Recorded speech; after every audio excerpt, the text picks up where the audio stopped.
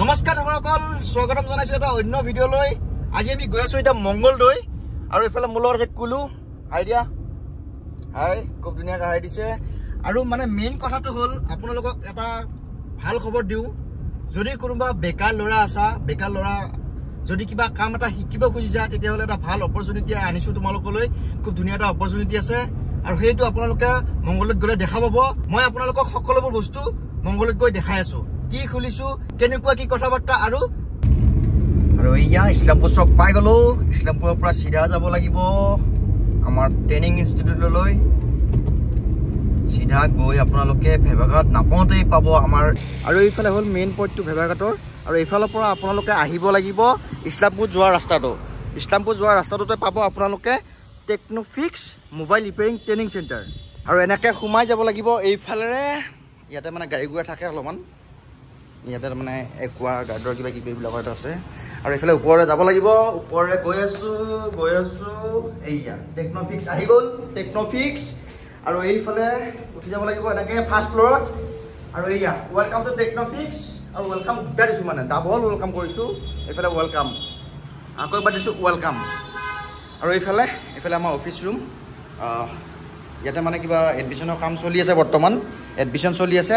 আৰু এইটো আমাৰ অফিচ ৰুম। আৰু এইফালে আছে আমাৰ টেকনিকেল ৰুমটো। আৰু টেকনিকেল ৰুমটোত মানে এয়া কাম কৰি আছে বৰ্তমান। এয়া কিবা RC কাম এটা কৰি আছে। এইটো নেটৱৰ্ক আছে নেকি? আহিবাছে বঢ়িয়া, এইটো কাম চলি আছে। মই বাৰু ইমান ভালকৈ নাজানো, ছাৰসকলে তোমালোকক ভালকৈ বুজাই দিব।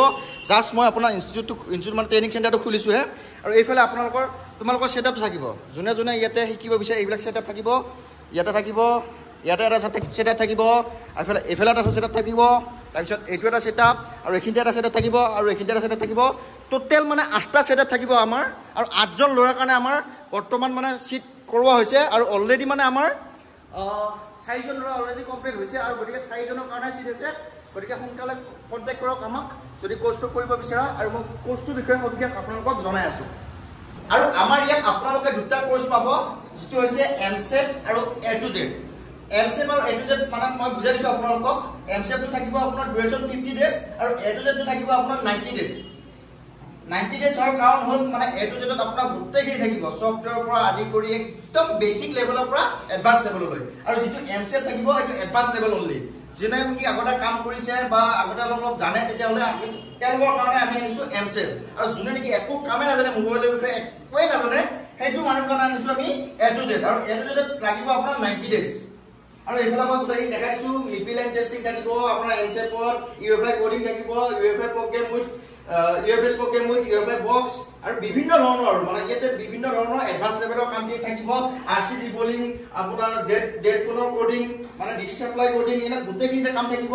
আৰু আপোনাৰ A to Z থাকিব ফাৰ্ষ্ট মানে প্ৰথম কোৰ্চটোৱে হ'ল আপোনাৰ টুলছ আইডেণ্টিফিকেশ্যন।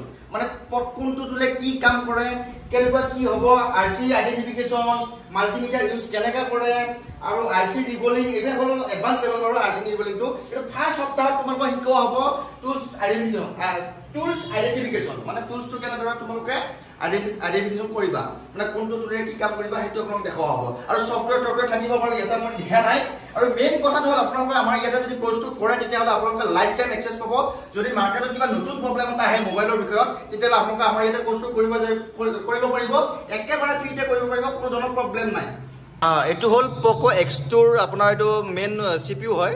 মানে বৰ্তমান মানে আপডেট দিয়াৰ পিছত মোবাইলটো মানে অফ হৈ গৈছিল, ডেট আৰু মানে ডেট। গতিকে বৰ্তমান ট্ৰেচিং কৰা হ'ল, গম পোৱা গ'ল যে মানে মেইন CPUতে প্ৰব্লেম আছে। গতিকে এইটো আপোনাৰ এতিয়া ৰিবলিং কৰা হ'ব। মানে ইয়াতে আমাৰ মানে মেইনলি মানে এনেকুৱা চিপ লেভেলৰ কামবিলাকে হ'ব। গতিকে কোনোবা যদি ইচ্ছুক আছা তেতিয়াহ'লে আমাৰ লগত কণ্টেক্ট কৰিব পাৰা। ফটাফট আপোনালোকে কোৰ্চটো জইন কৰি লওক। A to Z আছে, MCET আছে, গোটেইখিনি কোৰ্চ আপোনালোকে পাই যাব ইয়াতে। আপোনালোকে যোনটোৱে কৰিব বিচাৰে, বোলে মই MCET-টো কৰিম, তেতিয়াহ'লে আহক, বোলে A to Z কৰিম। আৰু কিছুমানে মানে অলপো নলেজ নাথাকেতো, গতিকে A to Z-টো কৰিলে ভাল সিহঁতৰ কাৰণে। গোটেইখিনি তাতে পাই যাব। আৰু ছফ্টৱেৰৰ কথা কৈছোঁ মই, ছফ্টৱেৰ গোটেইখিনি তোমালোকক শিকাই দিম যি লাগে। আৰু আমাৰ ইয়াত মানে একদম চিপ লেভেলৰ কাম হ'ব। গতিকে কোনো ধৰণৰ টেনশ্যন ল'ব নালাগে। RC ৰিবলিঙৰ পৰা আদি কৰি RC আপোনাৰ ডেট চলিউশ্যনৰ পৰা আদি কৰি বিভিন্ন ধৰণৰ ডাঙৰ প্ৰব্লেমবিলাকৰ ওপৰত কাম কৰা হ'ব। সৰু সুৰা কামবিলাক আমাৰ প্ৰথমতে শিকাই লোৱা হ'ব তাৰপিছতে আপোনাৰ ডাঙৰ ডাঙৰ কামবিলাক আহিব গতিকে কোনো ধৰণৰ টেনশ্যন ল'ব নালাগে একদম আইচি লেভেলৰ একদম ডিপ মানে ডিপৰ ভিতৰত ডিপ যাই কিনে আপোনালোকক শিকাবলৈ চেষ্টা কৰিম গতিকে কোনো ধৰণৰ টেনশ্যন ল'ব নালাগে আমাৰ মংগলদৈৰ যদি কোনোবা আছা যদি শিকিম বুলি ভাবি আছা তেতিয়াহ'লে আমাৰ ইনষ্টিটিউটলৈ আহক মই নাম্বাৰটো দিয়ে দিছোঁ কণ্টেক্ট কৰক এবাৰ আমাৰ সুধি চাওক এবাৰ চাই যাবহি